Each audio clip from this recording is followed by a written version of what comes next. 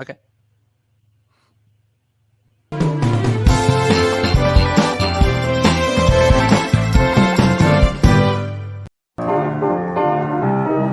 I think you ought to know about men's radio.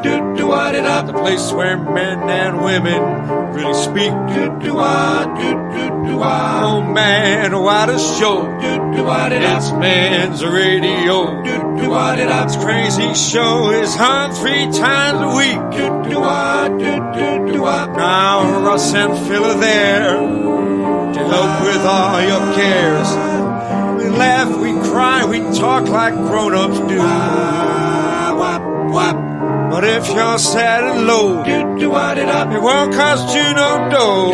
And radio, that's the place for you. With Russ Kane and Phil Dave. There we go. Shut up. Boom. We're off. And All I said was there we are. You don't have to say shut up straight away. No, not to you. Oh, I'd never say that to you. I'm sorry I'm wearing dark glasses, but they're actually sighted, and my eyes have been playing up the last few weeks, and today's another one of those days. So there we are. They look like hell on earth. Looks like I've been punched. Speaking of punching, I'm just going to get this off my chest, right? And you're the guy to discuss it with. I know we're meant to be jolly and hilarious on a Friday, but I don't feel jolly and I don't feel hilarious, to be absolutely honest with you. And I've never believed in faking it on the radio. I've always been straightforward. So today, Jonathan Baz, who is our theatre critic here on Men's Radio Station, sent me a message. I really wish he hadn't, because it sent me off the scale of anger. And it was that professional idiot, Greta Thunberg. I don't know if you've seen it, Phil. Have you seen it? Yeah. I tend not to watch stuff with her, and if I could help it. Well, neither do I. I avoid her like the plague because she's infuriating. I'll make no bones about it, and I've never pretended otherwise. I can't stand her. I haven't been able to stomach her since she arrived on the screen. She's a useful idiot. Arguably, since she arrived on the planet, but yes. Yes, well, she's a useful idiot for those who are controlling her, because that sort of campaign costs millions. So you know she's funded. You know she's funded. This was never some little Swedish schoolgirl deciding to start a movement. There was millions and millions of pounds behind this, from whom we'll probably never know. But that's it. And she's the useful, ghastly face of whatever crap they're trying to push on us. And I've kind of just ignored. I mean, the best thing that Donald Trump ever did, when everybody else was paying lip service to her, and you saw Corbyn and his idiots all looking like they were really interested in whatever this moron had to say, and Trump, whether you like him, whether you love him, just walk straight past him, which is exactly what I did. So I don't think I'd be able to control myself. He just walked past her like she wasn't there, which was fabulous. Today, the moron that is Greta Thunberg, who thinks she's Joan of Arc, she's just Joan of Pain in the Ass, posted pictures in support of basically totally anti-Israel, and posted pictures of her with placards with her idiot friends all about Gaza and everything like that. If I couldn't loathe this ghastly creature anymore, I don't have sufficient words. It really hit me that these people do not understand.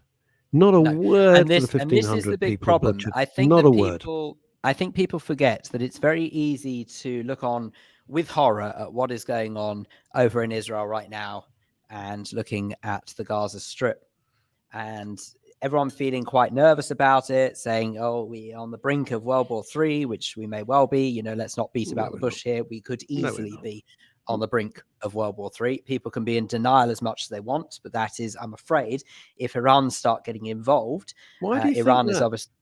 Oh, well, Iran, yeah. Yeah, if Iran start getting involved, Iran is very much backed by Russia. We've already seen what Russia is like towards Ukraine. You don't think for a second that they will hold fire towards anyone else who doesn't side with them. We are most certainly, if we're not careful, on the brink of an all-out war. However, I hope that it doesn't come to that. I hope with every fibre of my being it doesn't come to that. And I have to say, I think that is why Israel has reacted quite differently with the ground offences they originally set out to do, which was clearly just to annihilate Hamas from the Gaza Strip. I think that they've thought very carefully about that. But let's put all of that to one side.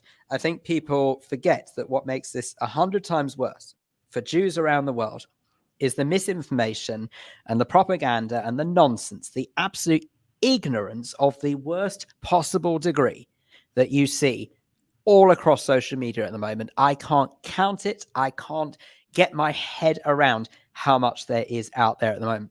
And it is so, so important.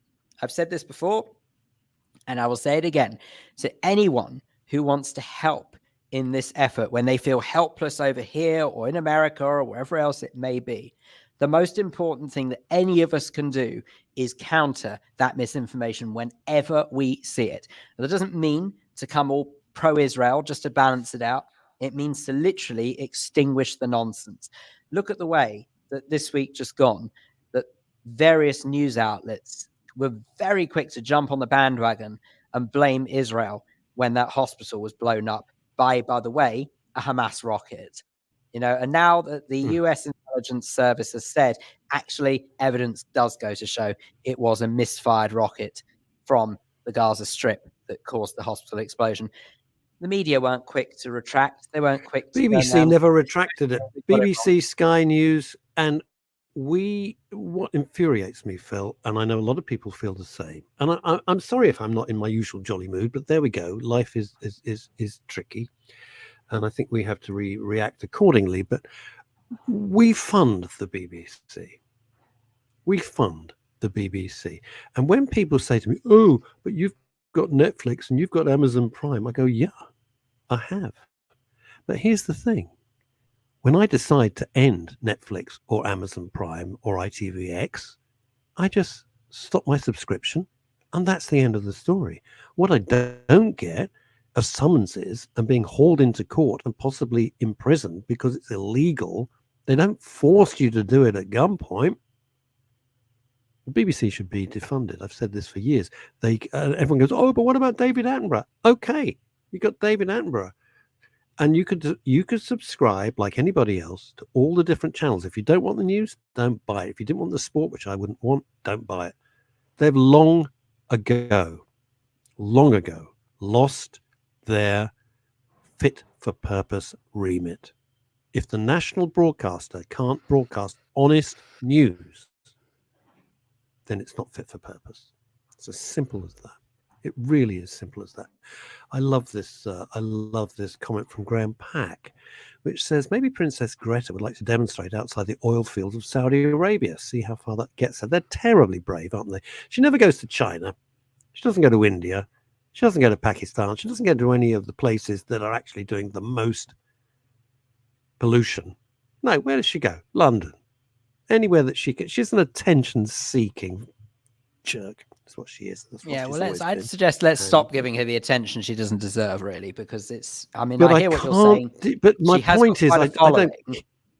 Oh, she's got a huge following because there's a lot of stupid people out there. That's another fact. But here's the thing: doesn't make it right. Doesn't make it right that she's got a big following. They're as thick as she is. I mean, here's the thing, right? For her to wade in on this when it's none of her bloody business. For her to wade in with her ignorance is just infuriating. No, I'm going to say something now that may sound really quite controversial to you. I understand why people jump on the bandwagon of saying it's terrible what Israel is doing to the poor Palestinians, or people, I should say, who identify as Palestinian, because if, of course, anyone had half a brain, they would know that there is no such place as Palestine anymore, but let's not dwell on that too much. Now, whether or not there should be is another argument, but there isn't at the moment. However, that's one side.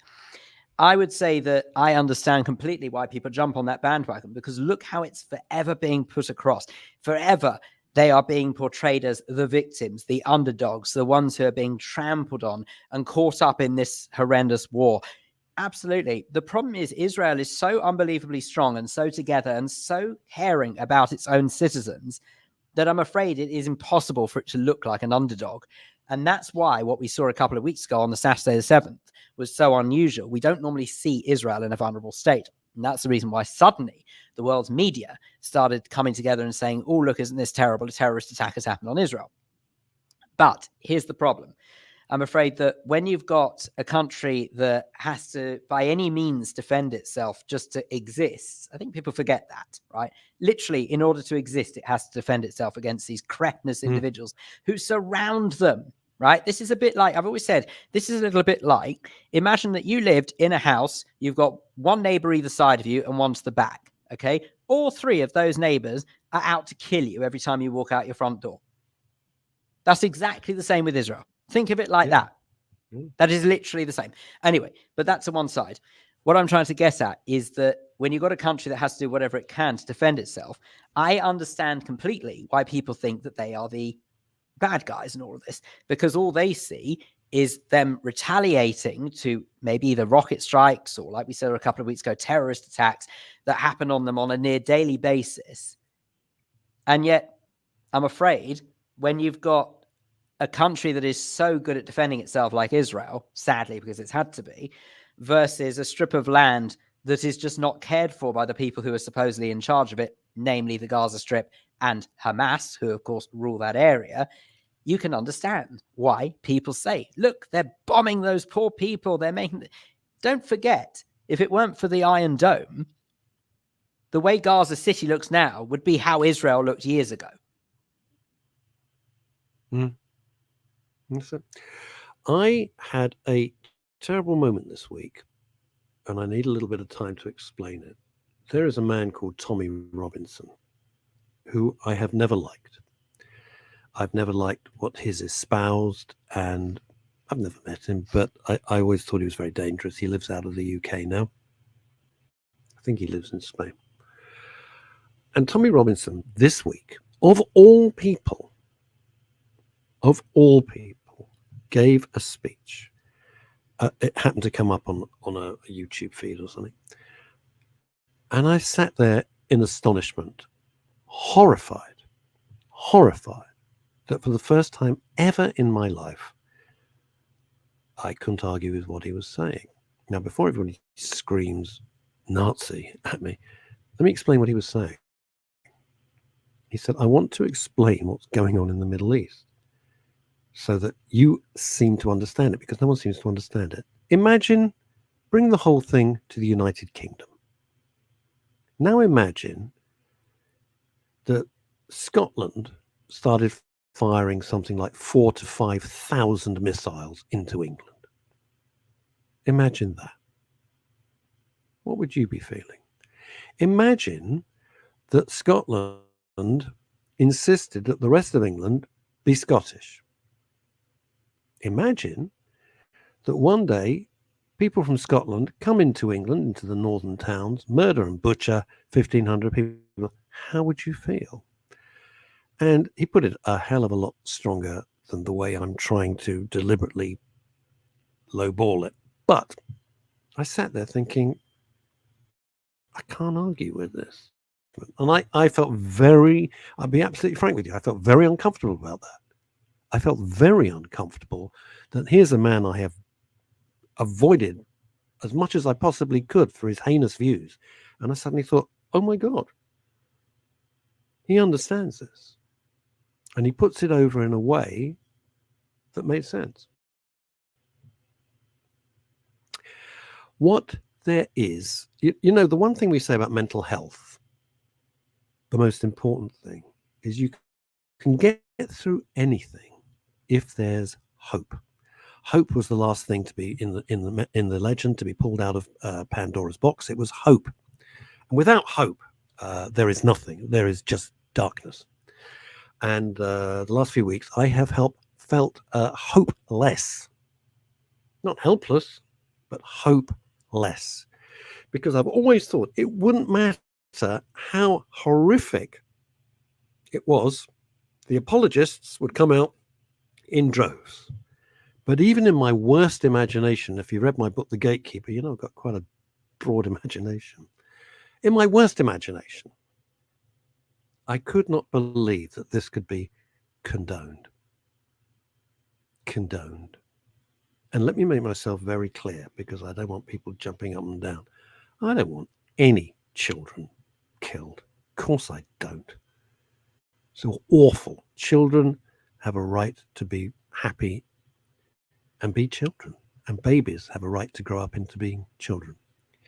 So I don't want any of that nonsense bandied around. What the BBC have done, the propaganda arm, what Sky News have done is an utter disgrace. But at least we know who the people are. At least we see them. The pathetically thin facade has been torn asunder. So here's the thing. I'd like to counter that when you say there's no hope, because I actually beg to differ, and I'll tell you why. There is no denying things are unutterably grim at the moment. Okay, especially just putting it out there. If you are a Jew living outside of Israel, I mean, to be honest, the Jews in Israel aren't having a marvelous time, but let's put it this way. The Jews who are outside in the rest of the world looking on in abject horror as to what is happening in Israel. Not having a hell of not having a blast, are they? Forgive the expression. It was a certain choice of words, but yeah, it's horrendous. But I tell you why I actually think there is some hope, because precisely. I don't remember a time when I remember seeing the world leaders this united against anything. Look at the European Union, look at the UK, look at America, all united and publicly declaring their unwavering support for Israel to defend itself and to do what it needs to do. That's the first thing. I don't ever remember a time when I've always been very vocal about Israel. I've always been the one to put out on social media, try and counter any misinformation. If I've ever seen anyone put anything that is just simply not true, I'll be the one to put it out there usually, and I'll be the one to sort of to try and sort of poke the bear, so to speak. I don't ever remember so many Jewish people on social media actively, continuously bashing away at the misinformation, fighting back, if you like, against the misinformation. And they also don't care, Phil. They don't. No. I know they don't care, but that doesn't matter. The fact that they're fighting back, don't care. It doesn't matter. And you won't change their mind. No, I know, but the fact they're fighting back is a heck of a lot better than just letting this. You won't change. It doesn't matter. It is better than letting this fester. The mind. You've got to understand, even if you don't change their mind, it is better than letting this rot go out there. Right? This nonsense goes out on social media. I just feel it's like screaming unchallenged. I feel it's like screaming into the wind, you know? This is my problem. I feel it's like, I hear what you're saying completely, but I just feel it's like screaming into the wind. Because really unfortunately, a lot of misinformation has been unchallenged for a long time. God. And no one has said, oh, these are your friends. You call them your friends. No one's called him out. He just sails through with a get out of jail free card. I mean, it's incredible. This was the man who, had Labour won, would have been in charge of this country. Dear God. But thank God he wasn't. Let's get Oswald Mosley back. It's just shocking. Luckily, he's not. Okay? He's not going to get to power pretty much ever. Excuse me. No, he's not. But the point is... Well, given up on God, but thank heavens for that. Yeah. No, but the point is that he didn't. So I don't think there's any point in dwelling on stuff like that, because Jeremy Corbyn is a non-entity. You've got to understand that for the vast majority of people, he is worthless.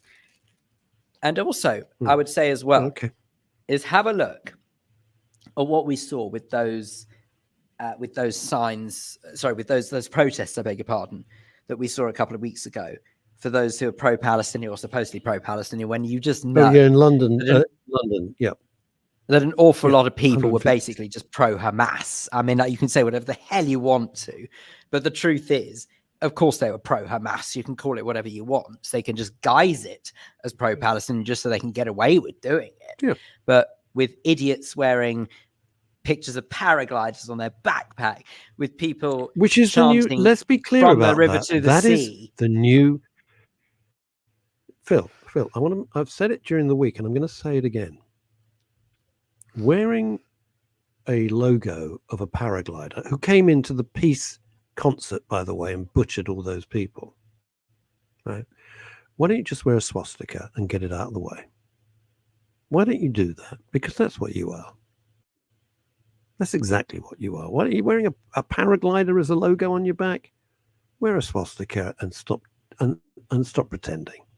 All right? We see you. We know what you are. But I still stand by, That's what right, you are. amongst everything else. And I know full well how depressing those scenes were. And there was a great image where it said about how there was an aerial shot of exactly the same area in London. You had just outside the BBC by All Souls Church.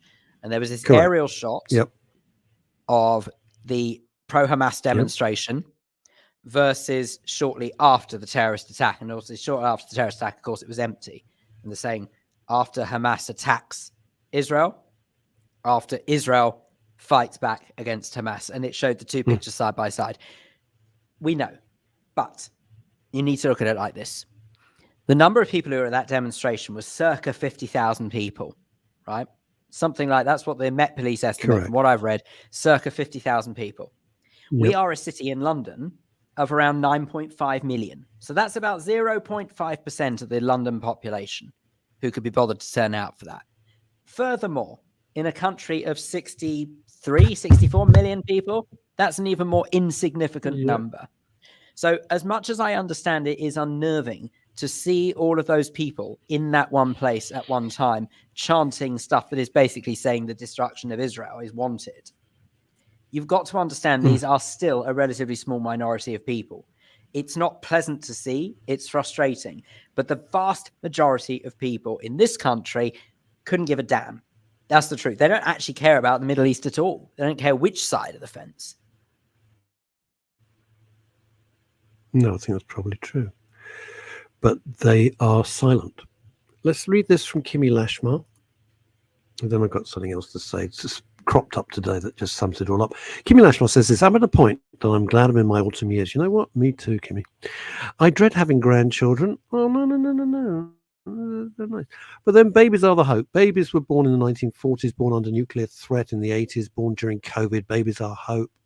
And I dread the future still. You're right. We must have hope. Yeah, of course we must. But, you know, it's very hard to get rid of hatred because you're indoctrinating people. There was a fabulous video from the son of one of the Hamas leaders saying how he'd been brainwashed. But today, something crossed my mind. No one's commented on it yet, and I saw it. And I'm going to put my hand straight in the hornet's nest. All right? A gay man was beaten up very badly yesterday. And police have got the six. So there's one gay man and 6 guys who beat the gay man up. And the police have released the CCTV footage of all these craven, stinking cowards. Have a guess. All I will say is that when I see morons holding banners which says Queers for Palestine, go there, and as you're being thrown from the roof of a building, I hope you enjoy the view, you idiots. Because every single one of these 6 assailants who beat up a gay man, I don't need to say anymore. You've got it. I'm guessing they weren't Israeli. You got it. They were not. This was in the UK, by the way, of course. Of course. You know what they were. You know exactly what they were. Francois Pascal, because I backed Israel, I was called a lover of murderers. Well, Francois, you know, you can't fight morons. They're just stupid. They're stupid people. You can't. There's a great saying which just says you can't fix stupid. You can't fix stupid. That's it. You can't I do have fix to say, indoctrinated hatred. I have said this if I've said it 1,000,001 times, but I just wished that this was a turning point where people would see this. I think social media. No, it's the worst. It's worse. We need to hold our hands up and say, when it comes to social media, we got it wrong. Okay? Social media should be if you're a content creator, you should have a license to be a content creator on social media, I believe. I think if you are a content creator, I believe that you should have some sort of card, something like credit card, something like bank account associated with that content. If you put misinformation out there, if you make a mistake, you're instantly fined. I think people can join social media as a viewer, no worries. But to be a content creator on social media, I think that is an incredible privilege. It is giving a voice to people who are unutterably stupid, beyond comprehension stupid. Get a load of this, Phil. This week I've reported 2 people for hate speech on Twitter. And I went on one of them, and you have a banner, right? In this guy's banner, and he was spewing filth, you have a picture, right? What's his picture? It's a swastika. I report it to Twitter. No, doesn't fall within her. The guy's got an actual swastika as part of his picture, of his profile. I report it. No, doesn't fall within the guidelines of being blocked. Unbelievable. Well, sadly, it is believable. That's the problem. That's when I gave up. At that point, I thought I'm done. I'm done here. What worries me about Iran, and I'll tell you exactly what worries me about Iran, is this. I don't think they'll nuke it. I don't think they'll nuke it at all. I think what they would do, without any hesitation. Pretty stupid. Well, no. Without any hesitation, is use a dirty bomb and make it uninhabitable. That's the difference. I don't think they'd nuke it in the conventional sense, but I do think they wouldn't hesitate if they could. And step forward those 2 twerps of the first order, Barack Obama and Biden, for giving those people $6 billion. Well, let's not forget. $6 billion. Do you think Obama gave carte blanche for them to do that? No. Yeah, it was Obama's. It started with him. This lauded, wonderful president. He gave an appalling regime $6 billion. And yet, this is a fact from Graham, and I agree with this. You misgender someone on Twitter, you'll probably be suspended. Yeah. So while we mess around worrying about pronouns, which is just bullshit, frankly, to any sane person, it's just nonsense. It's extraordinary. And Asa says this. Would you care to read it, Philip? I have recently had conversations with a number of practitioners. Many of these practitioners have indicated that the events in the Middle East have had a profound effect upon their patients. As a trauma expert, I believe that we have only seen the tip of the iceberg. And I'd agree with that. I mean, there's an image going around social media this week of a chap who's 12 years old who he survived Hamas murdering his entire family. And the only reason he survived that is because he decided to go out for a run at the very moment that Hamas struck. So he basically went out for a run, said goodbye to his family in a normal way, came back later, his entire family's been slaughtered. Picture that, if you will. So, and he was going around social media this week. They can picture it and rejoice. They'll picture it and rejoice. That's the point. No, That's maybe how twisted and ill they are. But his family were buried this week. And you've just got these photos of this 12-year-old chap being comforted by, I assume, his grandparents, as he's basically attending his entire family's funeral. And you just think, I'm sorry, but what? How on earth does anyone in their right mind justify, excuse, stand by, whatever you want to call it? It doesn't matter what it is. I told you, it doesn't matter. There aren't innocent lives. I'm not saying there aren't innocent lives on both sides of the political fence. Of course there are. Make it as extreme as you like. It would make no difference. It would make no difference. And if they launched a nuclear attack wiped out. But they won't do Jerusalem because even for them it'd be too controversial. Or maybe it wouldn't. Wiped out a whole area. People say, well, they had it coming.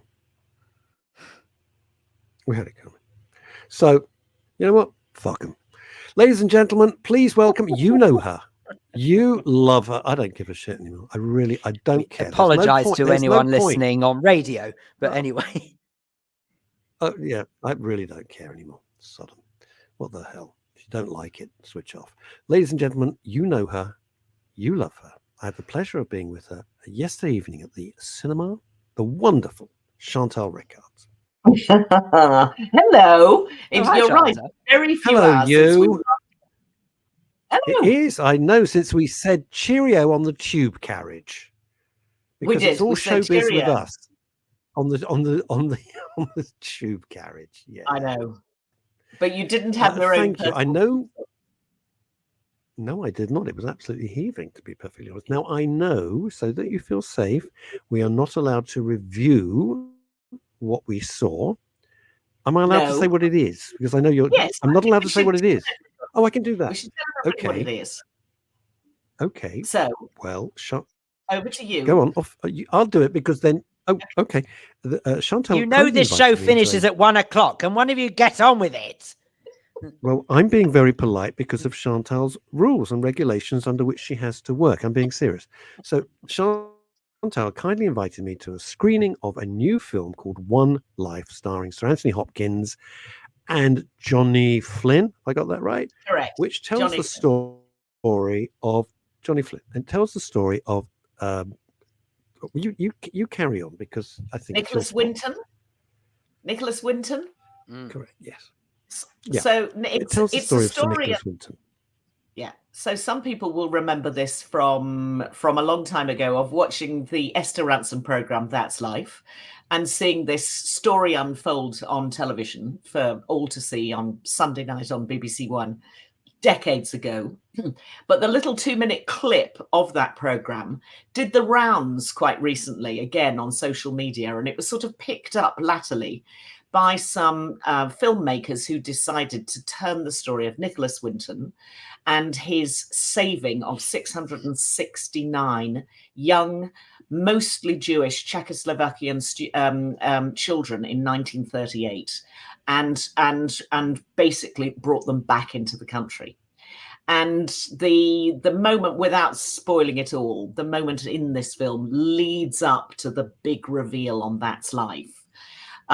Where suddenly Nicholas Winton, who's a very self-effacing man, or was, because he died at 106 not that long ago, and really didn't want the limelight. 106? Yeah, and thought he was going into the That's Life studio, but, just to watch the show, just to watch a report about his story. Of course, it's television. Television turns the tables on everybody, let's face it. And then there's the big reveal. But Anthony Hopkins plays it beautifully, I think, Russ, you will say. But we're not going to review it now because it's 2 months too early, because it doesn't come out till Christmas. We're not allowed to. I can't formally review a film that I have seen at a BAFTA screening that is prior to the release date. And I just say, so Nicholas Winton was the one interview I tried so hard to get an interview with Sir Nicholas Winton, because when I used to do the Jewish podcast that I used to work on forever, I remember each year I managed to even track down Sir Nicholas Winton's daughter.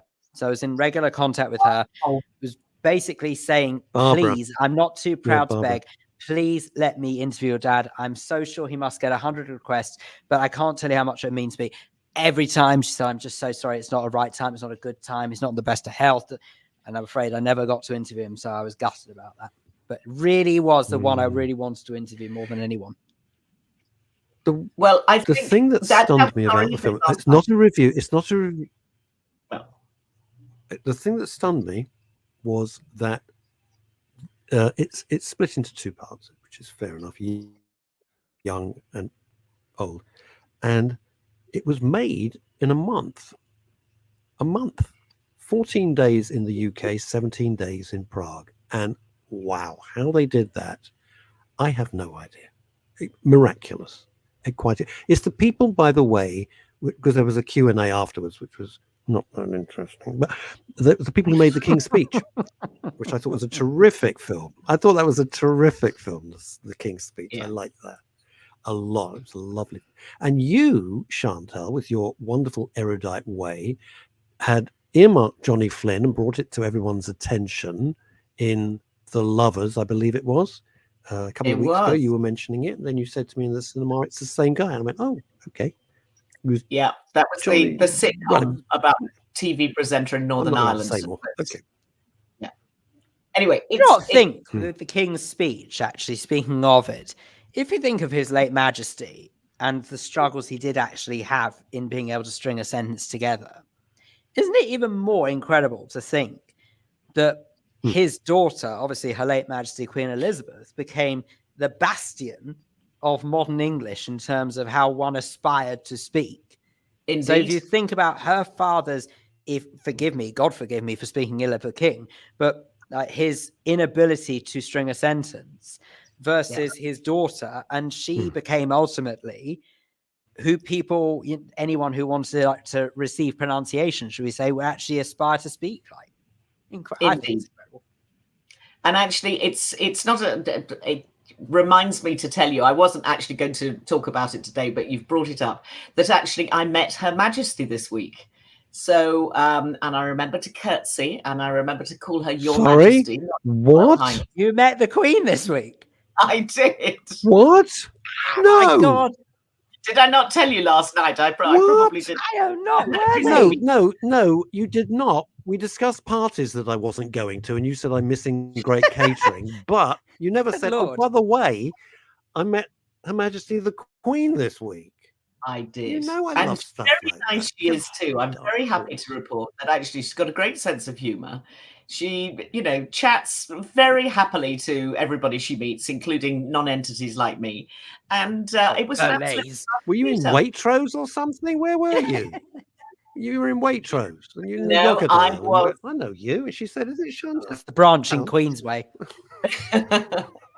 No, I was at a cocktail party for the Royal Osteoporosis Society, of which she is the president, a patron. And she's been a member of that she's been supporting them for years and years and years, because osteoporosis is a thing in her family. And I'm happy to say that she has continued to support them, even though she's changed her job title in the last year. She is still, massively supportive of what they're doing. A bit. She's top dog now. Does she go on LinkedIn and say, oh, congratulations on your new job. Congratulations on your new job, you're Queen. No, well, it was very interesting because I said that. I'm so excited.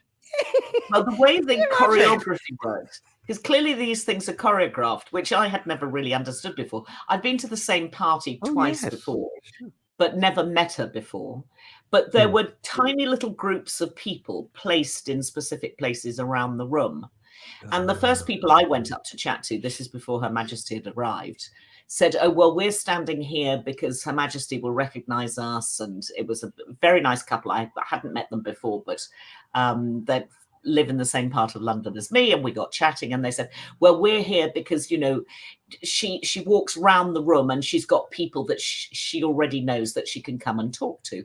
So as the bodyguards walked in, I thought, okay, so she's just about to walk in and, 1 minute to 7, the men with the curly whirly earphones walk in. And I then said to this couple, I'll leave you to talk to Her Majesty. I don't want to gate crash your little group. And so I then walked to the other side of the room. And then when Her Majesty walked in the room, she didn't turn left and go to talk to these other people. She turned right to exactly where I was standing. So I was the third person to be introduced to her. And there was Julian MacDonald, the fashion designer, and a very nice woman called Heather Porter, who I know well, who is a great philanthropist. And the three of us, met her as she walked in, and I had a sort of a brief 2-minute one-on-one with her. But it was a lovely evening. Wow. Now, the big question that everyone around the world is asking, did you prefer that evening or sitting next to me in the cinema watching the new Anthony Hopkins? If you had to balance it up, Camilla, Russ. Russ, Camilla. I'm going with Camilla on this one. Well, I'm not going to choose. No, I've got I to think say it's a fair comment to say cracked... that when you meet you both respectively, it's quite an experience. So I don't think it's very fair to choose one or the other either. Yeah, quite right. Well, in fact, you last night... I have to say, Chantal, something... little bit of showbiz. You introduced me to Paul Gambaccini last night, so that was a bit showbiz for me. Oh, yes. Well, I've known Paul for years. He's such a lovely, lovely man and was so badly treated. And it was a time back then to show who are your friends. And he's a very nice, wonderful man, Paul Gambaccini. Now, something happened last night in the cinema that absolutely cracked me up. But it shows how people don't quite think things through. We go into this big cinema, BAFTA, and it's very nice, and it's a huge cinema. It was the View Cinema in Leicester Square, which is in central London. If you're watching from America and don't know where on earth the View Cinema Leicester Square was, it's right in the centre of London. And big hundreds and hundreds of seats, very comfortable, marvellous sound, blah, blah, blah. And I don't know if it was the sponsors or the production company, it doesn't matter who, but they had put, you got little cup holders, and they had put, you know where I'm going with this, individual tins of water. Of water. The lights go down and the film starts because we don't get the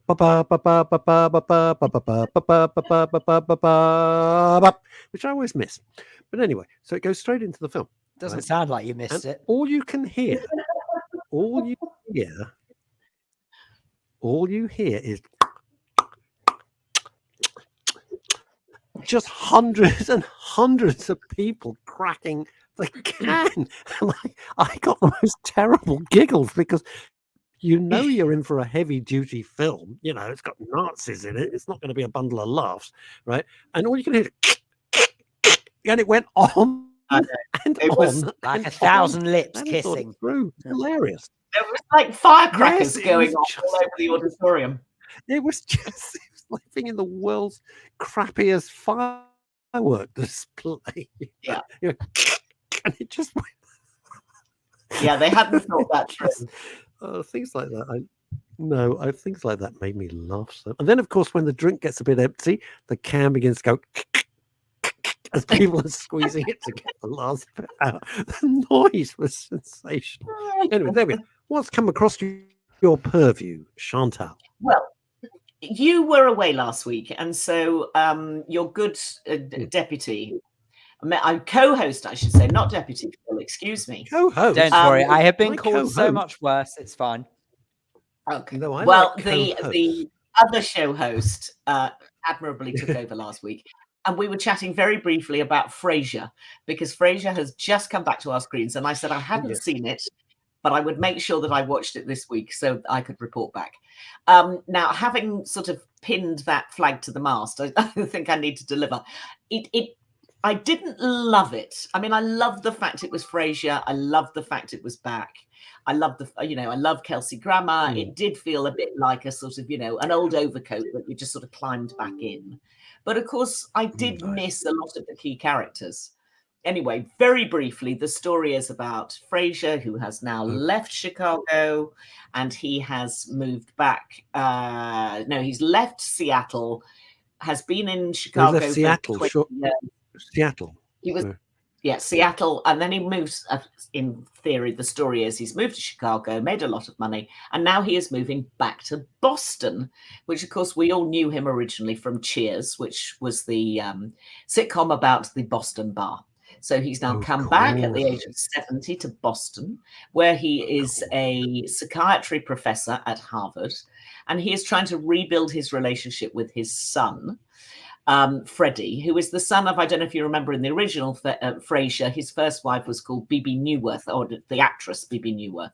And it's their son who has given up his own Harvard career and is now a firefighter in Boston, and seemingly a disappointment to his father. So the Frasier character comes back to live in Boston to try and rebuild bridges build bridges with his son. Do you think that there are some things that should be left in the past, Chantal? Because to me, it was a bit like, when the BBC tried to, for a while, bring back The Vicar of Dibley, and it was never as funny as the original. It wasn't. I'll be interested to see how long this one goes on, because there was a lot of love in the room, as it were, for this to come back. They've been talking about it, I think, since 2016. Yeah, absolutely. And it's taken them 7 years to get it off the ground. And a lot of the original actors had ummed and ahed and thought they might come back. But anyway, you really do miss the Niles Fraser character. David Hyde White is I love Niles.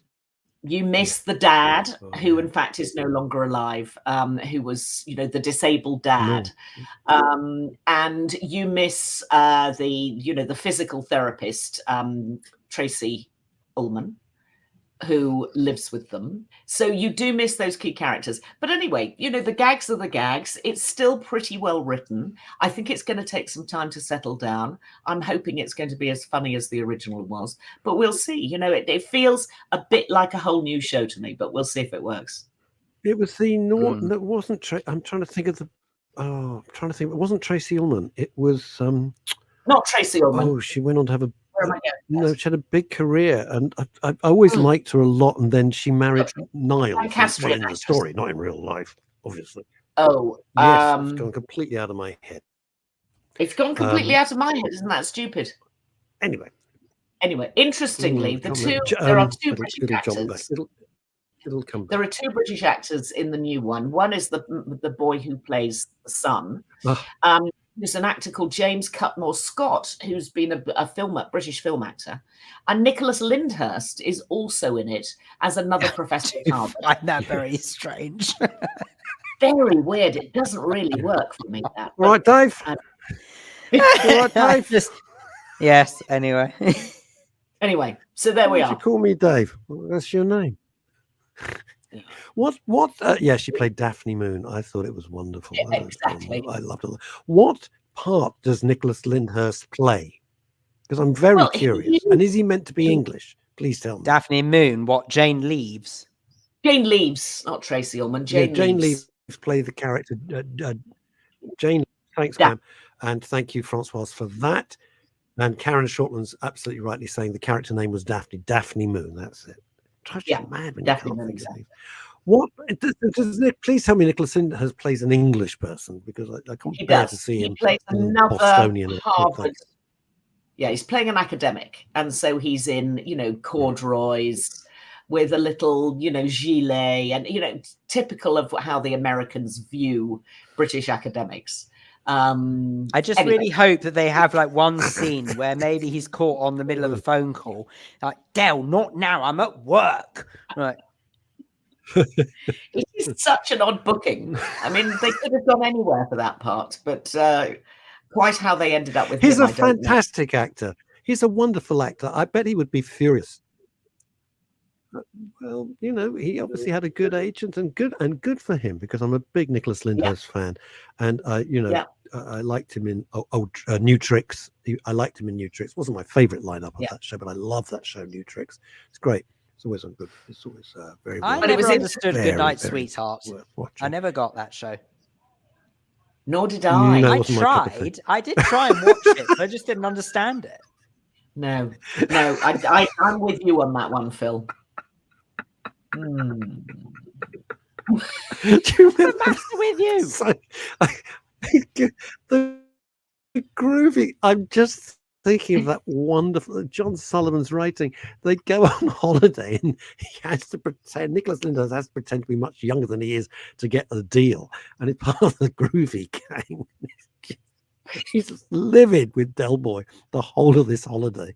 Oh God, the groovy guy. I've forgotten that. It's hilarious.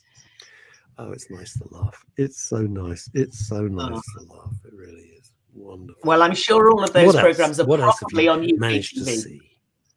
Yeah. Oh, so what? Well, we found something else that we thought that you would like, because we know you like a sort of, a nice, gentle, slightly funny crime mystery, something or other. So we've found one called Mrs. Sidhu Investigates with Mira Sayal. Have you heard of it? Investigates. No. Yes. Investigates. Mrs. Sidhu Investigates with Mira Sayal. Indeed, I have. No, I haven't seen it. Who we know. Yeah, no, we know from Goodness Gracious Me, and we know from the Kumars. Yeah, she's brilliant, and she is a cook. Was it Kumars at 42 or something? I love that. Kumars at 42, exactly. Yeah, but she's terrific. But it's a little bit like what should I say? It's a bit like Murder, She Wrote Indian style. I mean, that's not quite a great analogy, but she's a British busybody who is a chef, and so she manages to insert herself into all different places. Is she like Hetty Wainthropp? It's a bit Hetty Wainthropp. Hetty Wainthropp? Yes. Okay. It's a bit Hetty Wainthropp. Okay. So, but I think it's right up your street. So it's gentle, but her sidekick actually is a rather nice actor who always plays the grumpy policeman, and he was the grumpy policeman in Line of Duty, and he was the grumpy policeman in Grace. He's called Craig Parkinson, if you know the actor's name, and they form this sort of weird investigating couple. And he doesn't like the fact that she's a smartass, and she sort of allows him to feel as though he's important and he's actually solving the crime himself. Clearly, it's one crime a week, but it's rather nice. I mean, it's so gentle, but it's sweetly done. And she's a great actor. He's a jolly good actor too. And it's the sort of thing I think is right up your Saturday afternoon street. So it's called Mrs. Sidhu Investigates, and it is on Saturday afternoon. It's on Acorn TV. It's on UK TV Drama. And it started out as a Radio 4 crime drama, which I didn't know. I certainly had never heard it on Radio 4. Yeah. Okay. But it's sweet and gentle. And if that's what you want, go for sweet and gentle. It'll lift the spirits and life will seem better.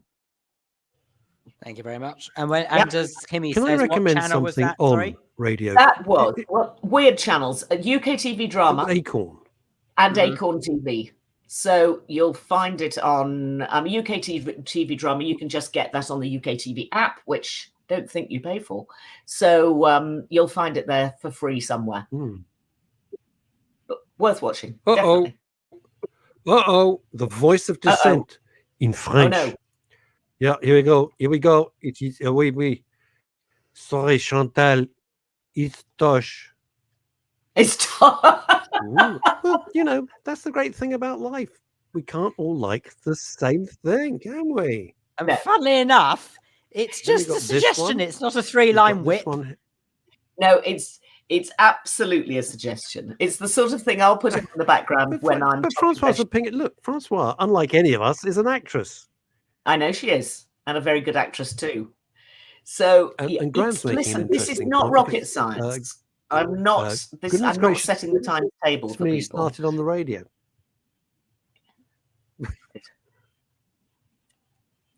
Anyway, if you want something a bit more brain taxing, then I think we should. Have we got time to talk? Well, I'll very briefly tell you about a good series on Netflix called Bodies. No, we got plenty of time. Go on. Okay. Right, let me tell you about Bodies, because Bodies is quite different. We know, you and I particularly, Russ, absolutely adore Stephen Graham.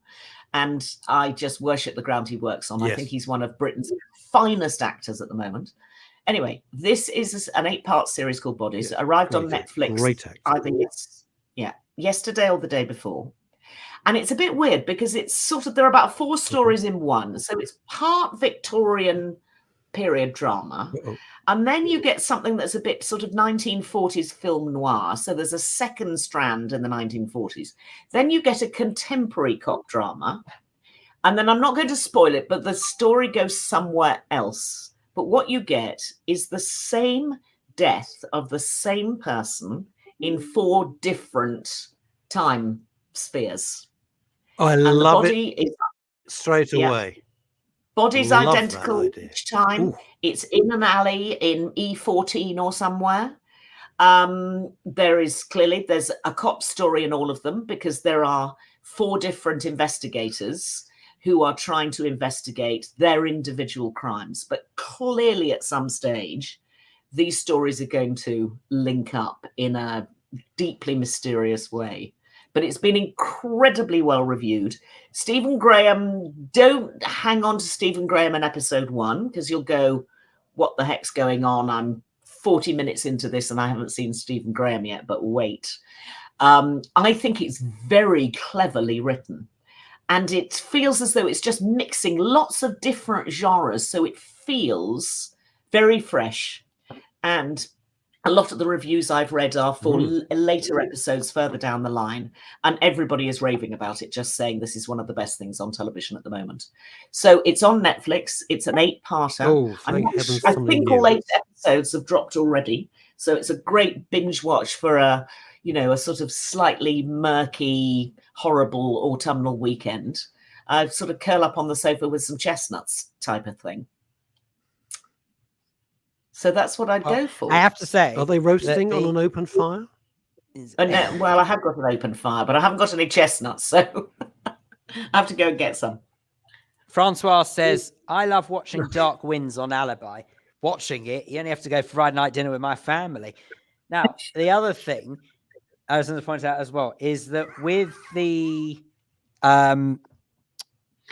Jimmy Savile thing that we were talking about last week, I caught up with it this week. And everything you said was spot on. Yep. Episode 1, boy, oh boy, did it drag. Oh, yeah. Like you just have to really sort of push through to think, oh, is this actually worth it? And then it was, I have to say, it did get better and better. Yeah. Unnerving, uncomfortable beyond belief, but very good. Yeah. It's well done. The one thing I would say, because I haven't commented about the Jimmy Savile thing, but the one thing I would say about it, it doesn't tell you anything new.